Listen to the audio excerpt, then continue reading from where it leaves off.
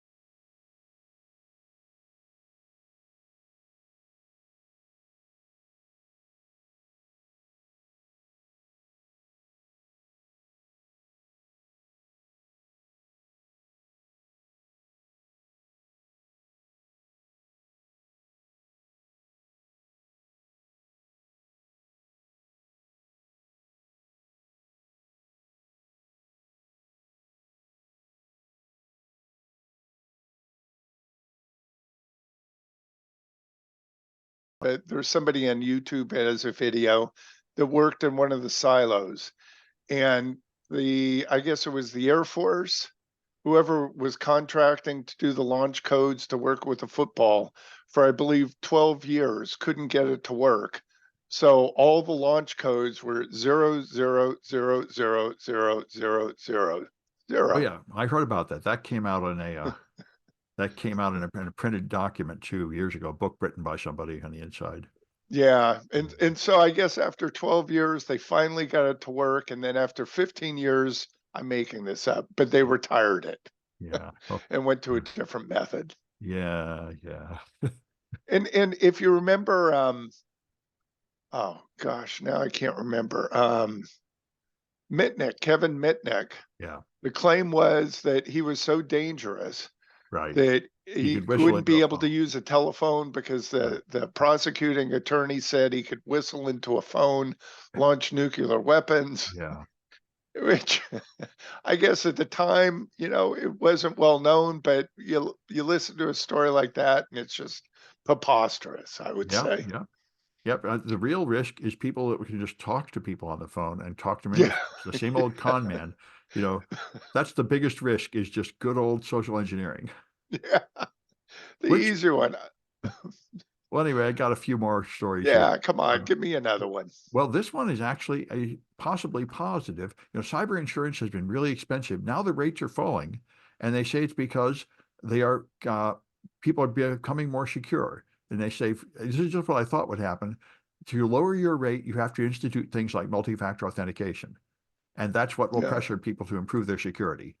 So process is apparently happening. The insurance rates are finally coming down, and the people they insure are putting in security controls to lower the rate. So that may actually help. Oh, that's an interesting approach. Yeah. Yeah, Yeah. that's what I What a kind of thought. motivating factor. Yeah. Yeah, and then I got some AI ones.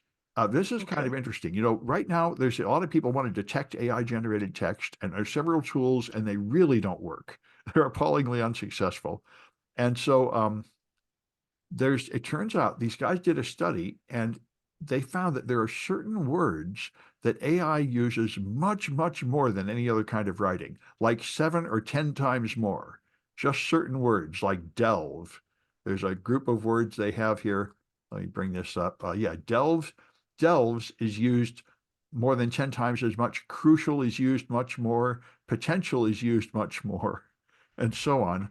Other words are used much less, like importance is used much less.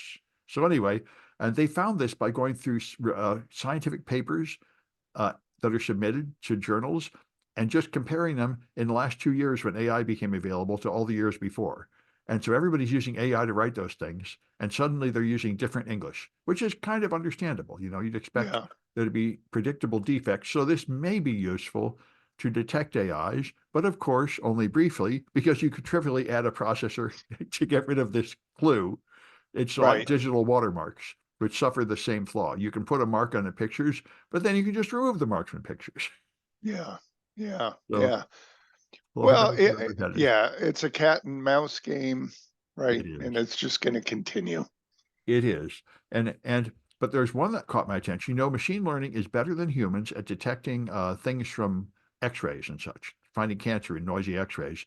It's also apparently able, with 95% accuracy, to predict when Mount St. Helens will erupt. They have all these seismographs recording all these vibrations in the earth, and they keep saying, well, someday we'll figure out how to use those vibrations to predict earthquakes.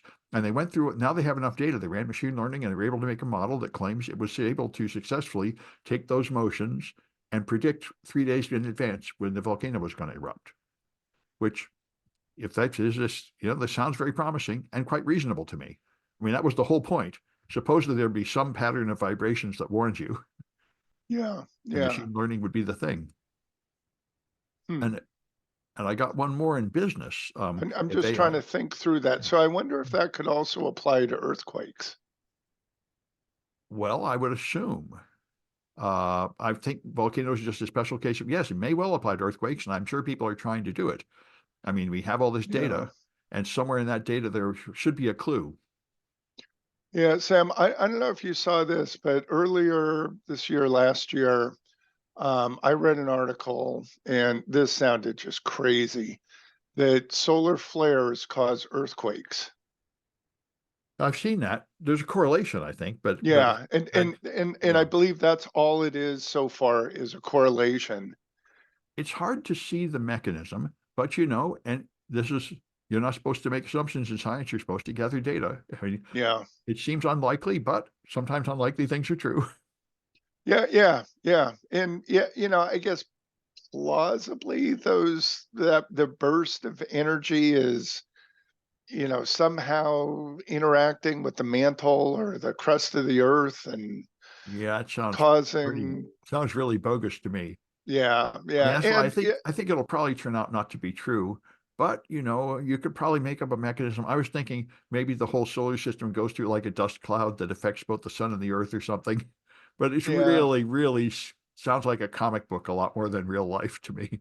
Well, it's a coincidence, and I think that, that's the lesson to be learned. Sometimes there are things that are coincidences that match up, and it looks like that's where the evidence is taking us when there are no other facts that back or support that.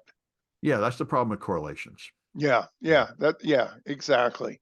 Although, And we had that massive coronal mass ejection right. earlier this year, Yeah. and no earthquakes yet. So No, but of course it did have some effect on like radio and stuff. yeah, But yeah. but you wouldn't expect it to cause earthquakes. Yeah, Well, if that correlation existed, here's one data point where it doesn't, or that's it right. hasn't Yeah. yet.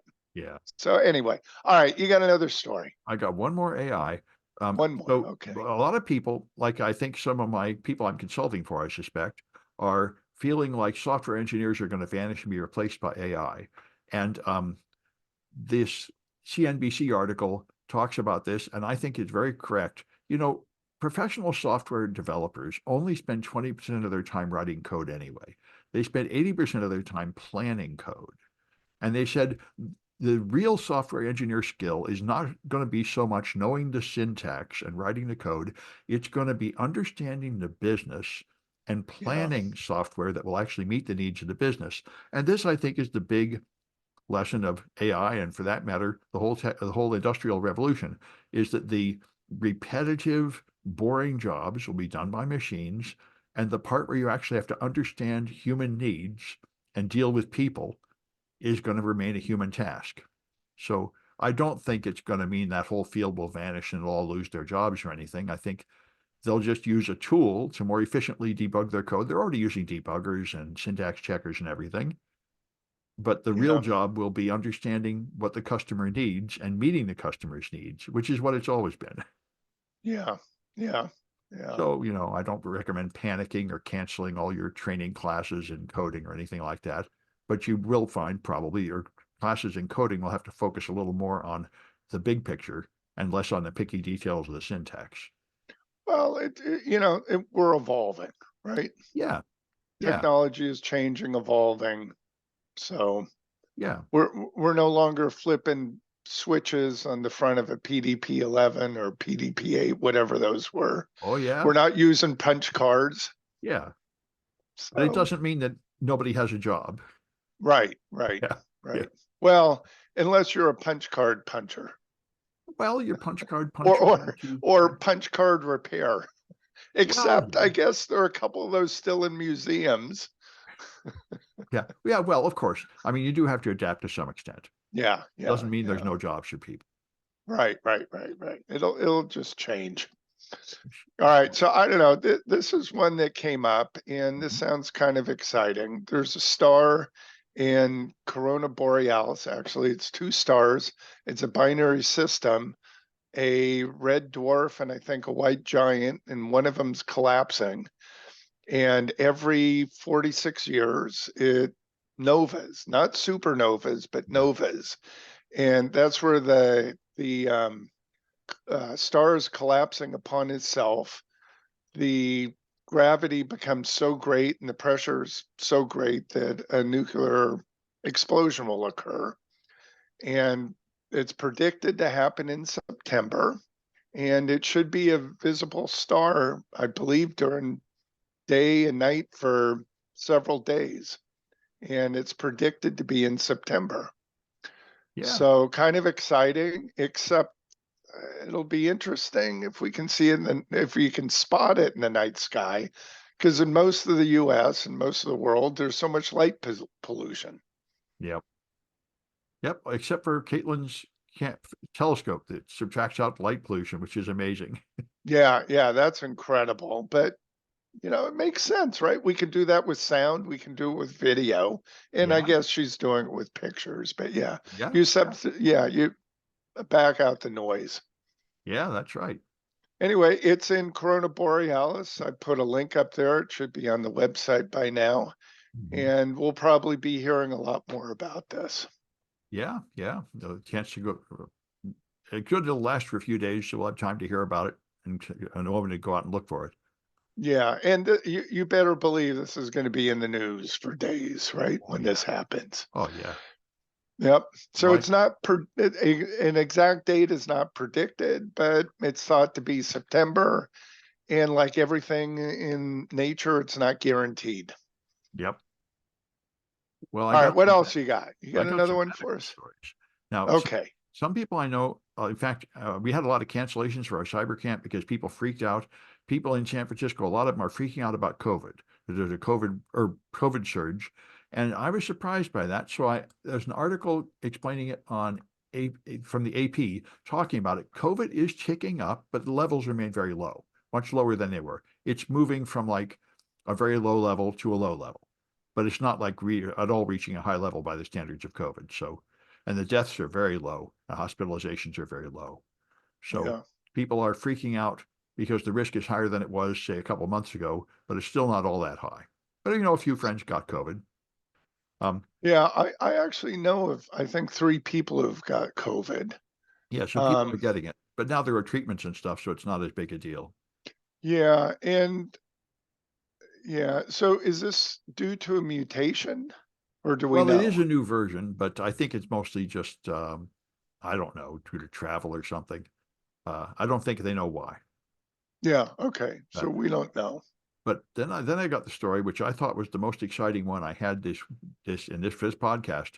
They, if you remember Impossible Journey, where they shrink people down and put them in a submarine and send them into someone's body, well, they got nanorobots now that are killing cancer cells in mice. They found, Really? yeah, they designed a chemical container that contains 6 components, and the 6 components all have to come close together for it to kill cells. And one of them is on like a hinge, and it will only move when it reaches a low pH environment. And inside cancer cells is a lower pH than outside them. So you inject this stuff in you, and it's harmless until it hits a cancer cell, and then it turns deadly and kills that cell. So it is a nanorobot, Interesting. a mechanical robot to kill the cells, to kill the cancer So cells. so let me get this straight and let me kind Yeah, of regurgitate what you've come up with. yeah. So they've got a like a little micro cell, I'll call it. It's not a cell, it's not It's living. it's 6 peptides in a hexagonal pattern. And they're contained in some vessel that has a binding protein for cancer cells. No, it just Something. goes by pH. At a certain pH, it arranges its structure in a form that makes it deadly, but at a higher pH, it spreads out and no longer is deadly, I like see. litmus So paper. they're kind of loosely glued together. Yeah, the structure, they built the nanoscale structure Yeah. using this procedure called DNA origami, Oh, and they've created a interesting. kill switch.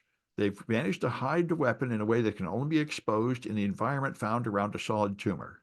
So I think they control the folding Yeah. of the Yeah. protein, essentially, Yeah. which is pretty much how your body does it. Yeah. Yeah. Yeah. It is. And you get an incorrect protein foldings, you've got illnesses. Yep. And the end result is you get a 70% reduction in tumor growth in mice. So, it hasn't been tried for human trials yet. They have work to go, but it is amazing. It's one of the classic science fiction tropes is you send Yeah. little robots in your body to kill the one thing that you want to kill. And Yeah. Interesting. yeah, I was Interesting. pretty impressed by it. So we'll see this, but on the flip side, mice are not humans, and sometimes things that work in animals and mice don't All work the well time. in humans. All the Yep. time. Like my sister says, we could cure anything in the world in mice. Yeah, yeah. And but there's another one in the medical world that is pretty interesting. I didn't know this. Acetaminophen is the most common drug consumed in the United States. It's in all the pain relievers. I thought it was aspirin, apparently, and acetaminophen therefore lowers your sensitivity to pain. Well, now they found it also lowers your sensation of risk and encourages you to take more risky behaviors, which in retrospect is kind of obvious. I mean, if you're less sensitive to pain, perhaps you're less sensitive to other emotional warning signals like fear. Oh, that's an interesting one. It makes people feel less negative emotion when they consider risky activities. So, So, yeah. yeah, is this a causational and effect?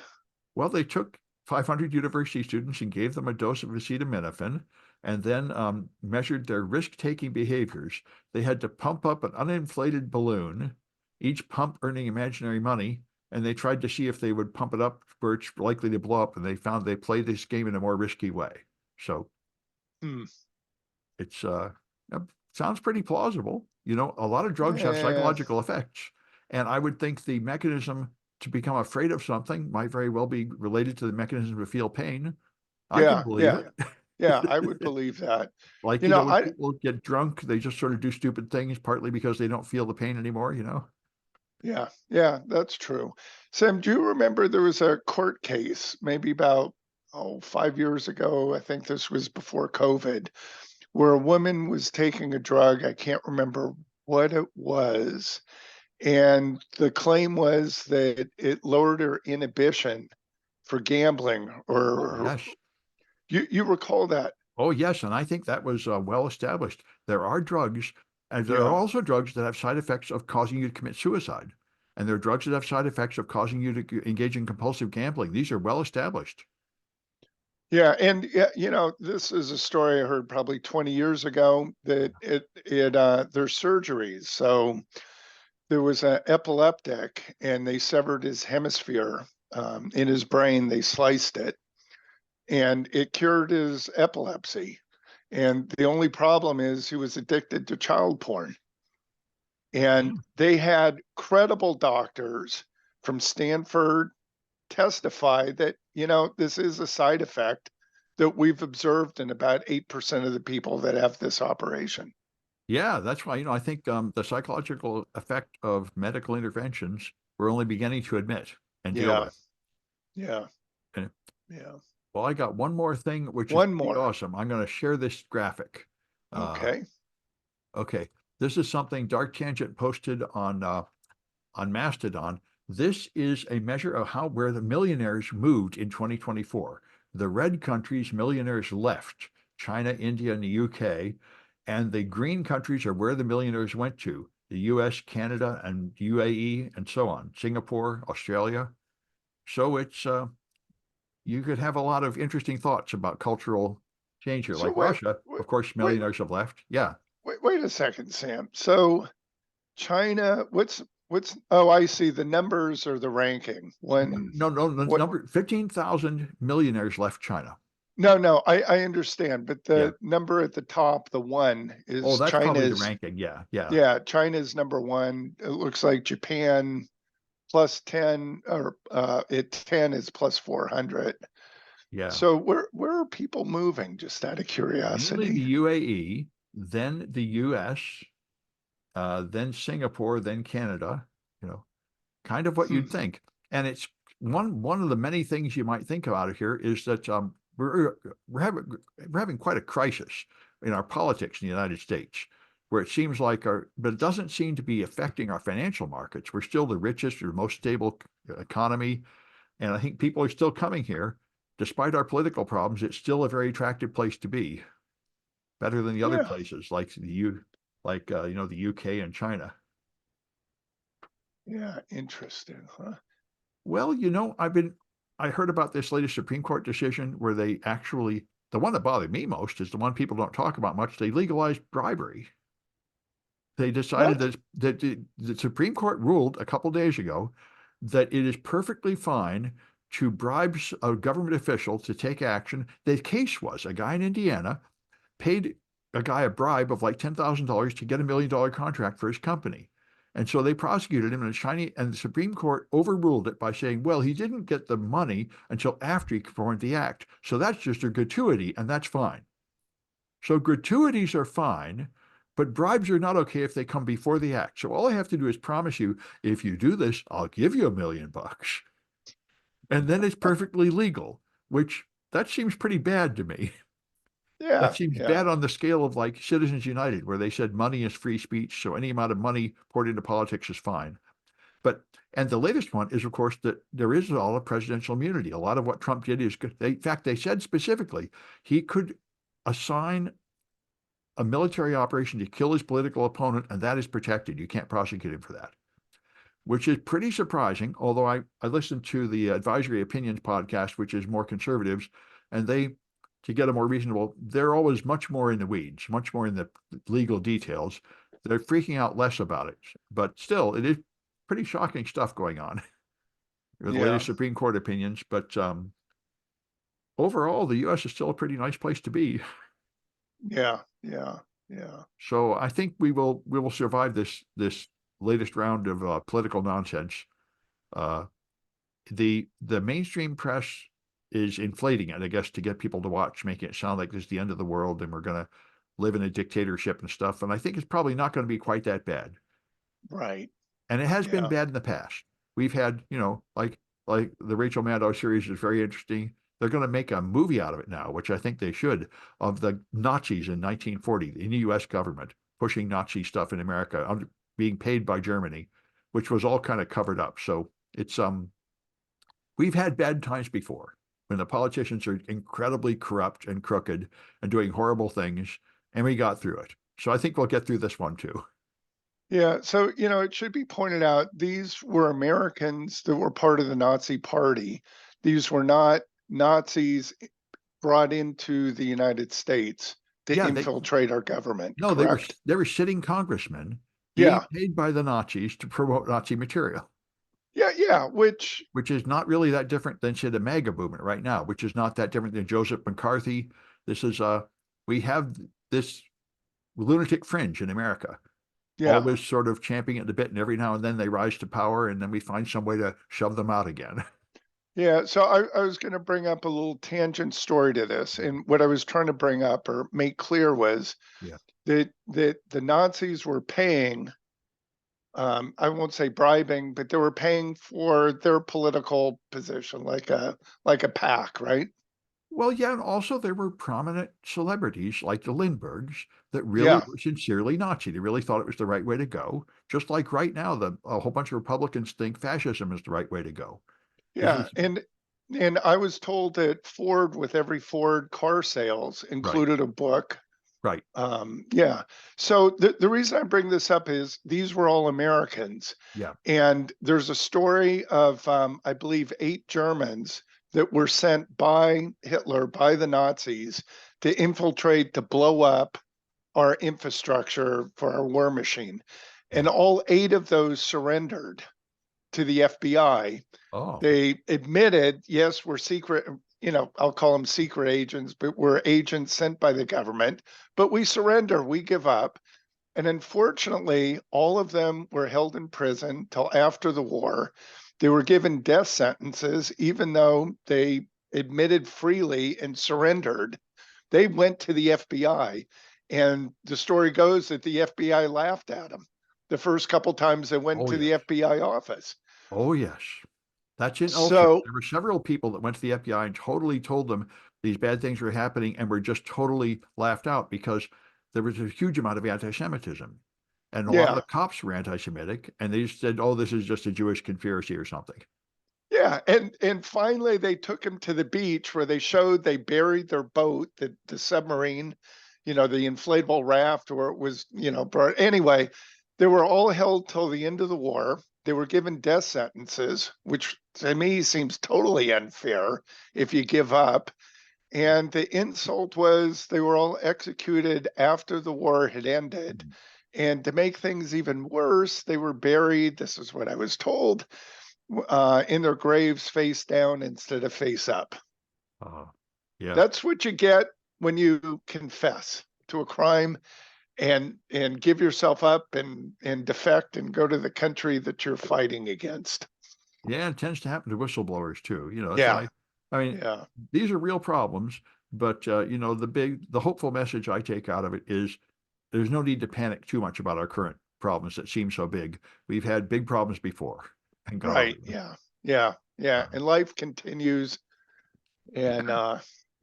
we'll see. And parts of America are really running very well, like our tech Yeah, sector. Our tech sector is doing very well, even as our politics is just a train wreck.